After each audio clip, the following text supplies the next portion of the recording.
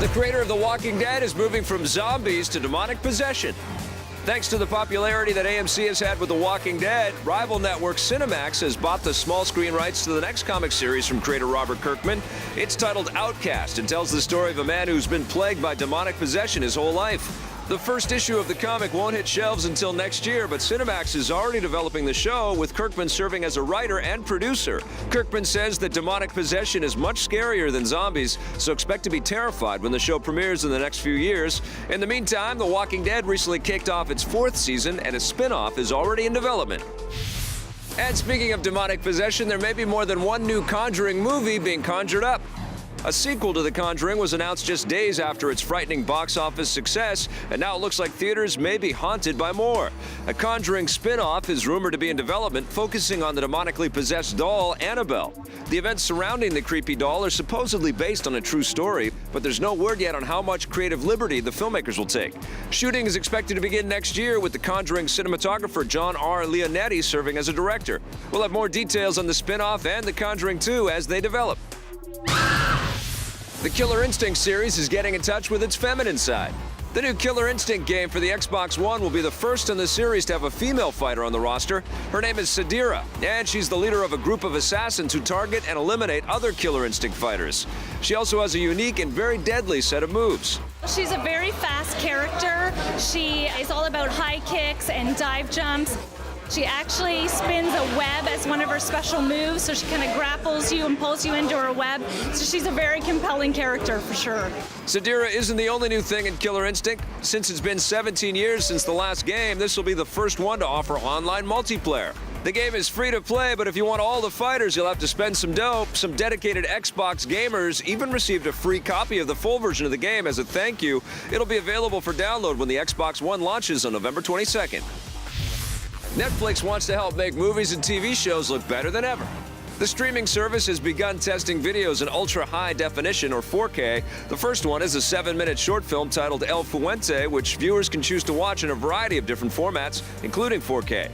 The new format offers roughly 4 times the resolution of regular HD, allowing movies at home to look almost as good as they do at the theater. Netflix plans to shoot more of its own original programs in 4K. They even shot the first season of House of Cards in the format. It's going to take a while to roll out, but Netflix is really working at all ends of the spectrum here. We're doing our original content so we can get the DP to start filming in 4K and to film in high frame rates and with the extra color space. We're doing the delivery, and we're working with manufacturers to deliver the experience within a smart TV that will let you see a full ultra-high def picture. Keep in mind that a 4K movie file is a lot bigger, which means you'll need a top-of-the-line internet connection if you want to stream it. You'll also need an expensive 4K TV in order to see the difference. Netflix plans to begin rolling out more 4K content next year. It looks like the next Bourne movie is picking up speed with a fast new director. Deadline reports that Justin Lin, director of the last 4 Fast and Furious movies, will helm the 5th installment of the Bourne franchise. The new movie will continue the story of the new agent, Eric Cross, played by Jeremy Renner. There's no word yet if Matt Damon will make an appearance as the elusive Jason Bourne, who you may remember as missing from the last film. The new mission is slated to begin in summer 2015. It appears that one of the only people that can replace James Bond is Jason Statham. The star of action movies like Safe and The Expendables has picked up the big screen rights to the British gangster novel Viva La Madness. It's the sequel to Layer Cake, which was turned into a movie with James Bond himself, Daniel Craig, in the lead. Jason Statham will take over the role in the new film, which will see the character once again struggle to escape the gritty criminal underworld.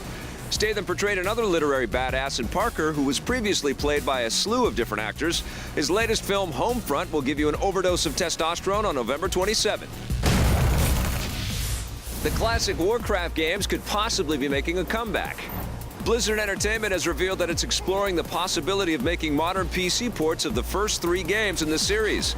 Unlike World of Warcraft, the first 3 were RTS games and helped establish Blizzard as the gaming juggernaut that it is today. The studio is also working on the next World of Warcraft expansion, Warlords of Draenor, but no release date has been named.